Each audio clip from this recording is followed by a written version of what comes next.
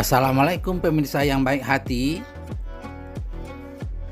Kewajiban suami Tengku Ryan terhadap istri Ria Ricis menurut Al-Quran. Gimana sih? Kan kedua-duanya tahu agama. Jadi kalau aturan Al-Quran diikuti, nggak bakalan seperti yang sekarang ini. Yuk, bagaimana seharusnya Ryan dan Ricis dalam Al-Quran di bidang membina rumah tangga mereka? Akad pernikahan diikat dengan memperhatikan adanya kewajiban-kewajiban di antara keduanya.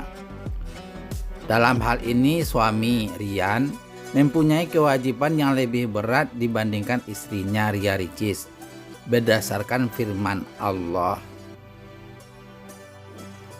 Para suami mempunyai satu tingkat kelebihan daripada istrinya.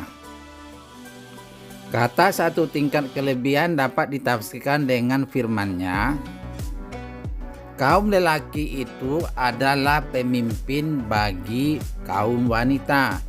Al-Quran Surah An-Nisa ayat 34. Pada dasarnya kewajiban suami Ryan juga merupakan hak istri Ria Ricis. Sehingga jika berbicara tentang kewajiban suami terhadap istri, maka itu berarti kita juga bicara tentang hak istri atas suami. Nah, kalau hak-hak istri ini telah diberikan, gak mungkinlah terjadi kegaduhan sampai minta cerai segala. Apa sih masalahnya? Kewajiban adalah hal yang harus dilakukan oleh setiap individu.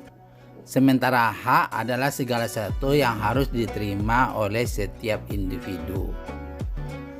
Dari definisi di atas, Sultan Mallano menyimpulkan bahwa kewajiban adalah segala perbuatan yang harus dilaksanakan oleh individu sesuai ketentuan yang telah ditetapkan. Inilah kewajiban para suami atau Tengku Ryan kepada semua istri, atau dalam hal ini kita bicara tentang Ria Ricis ya. Yang pertama adalah mahar. Mahar adalah harta benda yang harus diberikan oleh seorang laki-laki calon suami kepada perempuan calon istri karena pernikahan. Al-Quran Surah An-Nisa ayat 4 berbunyi, artinya, berikanlah mas kawin atau mahar kepada wanita yang kamu nikahi sebagai pemberian dengan penuh kerelaan. Nah, Tengku Ryan waktu menikahi Ricis sudah ngasih mahar belum? Udah ya, berarti syarat telah terpenuhi satu ya yang dilakukan Ryan terhadap Ricis. Coba kita lihat syarat yang lain. Yang kedua adalah nafkah, pakaian, dan tempat tinggal. Nah, Ryan telah memberikan nafkah belum kepada Ria Ricis? Beliin baju enggak? Bolehin tempat tinggal enggak? Kalau lihat dari konten-konten mereka udah semua tuh ya.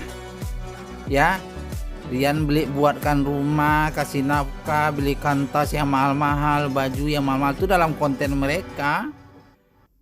Jangan sampai konten tuh bohong. Yang ketiga, menggauli istri secara baik.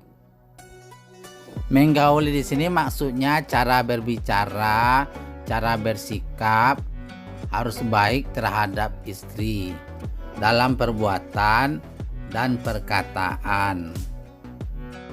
Ini telah dilakukan Ryan belum? Kalau di konten-konten mereka udah. Oh, Ryan romantis banget, perhatian banget, melindungi banget. Nah, lagi-lagi itu dalam konten mereka. Kecuali kalau konten mereka bohong. Nah, konten-konten mereka ini disinyalir Ricis yang mendesainnya. Sutradaranya itu Ricis sendiri. Yang keempat, menjaga istri dari dosa. Suami harus menjaga istrinya supaya tidak berbuat dosa. Harus diingatkan sholatnya, diingatkan kewajiban-kewajibannya, tanggung jawabnya, diingatkan semuanya supaya istri terhindar dari berbuat dosa, terutama tentang menutup aurat. Ini sepertinya juga sudah deh, karena sering sekali Rian menegur Ricis kalau terlalu over jogetnya. Itu salah satu contoh ya. Yang kelima, memberikan cinta dan kasih sayang kepada istri. Dan ini sepertinya sudah ditunaikan Rian semua. Kalau semua kewajiban suami telah ditunaikannya, maka dosa besar bagi istri minta cerai. Alasannya minta cerai karena dianggurin. Nah, dianggurin ini harus jelas definisinya, dianggurin kayak mana. Kalau tidak diberi nafkah batin memang salah Riannya. Tapi kalau ada, namun tidak sebanyak yang Ricis minta, nah itu salahnya Ricis sendiri. Minta sesuai kemampuan suaminya. Ini suaminya harus bekerja keras mencari uang untuk mengimbangi keuangan Ricis. Kehidupan Ricis udah terlanjur glamor, banyak pengeluaran, sering bagi-bagi uang. Sementara Rian kan baru sedang mencari uang, ya mungkinlah dia capek. Wallahu alam pemirsa, apakah benar-benar tidak disentuh atau tidak bisa disentuh seperti yang diharapkan Ricis? Itu kan beda kan. Hehehe.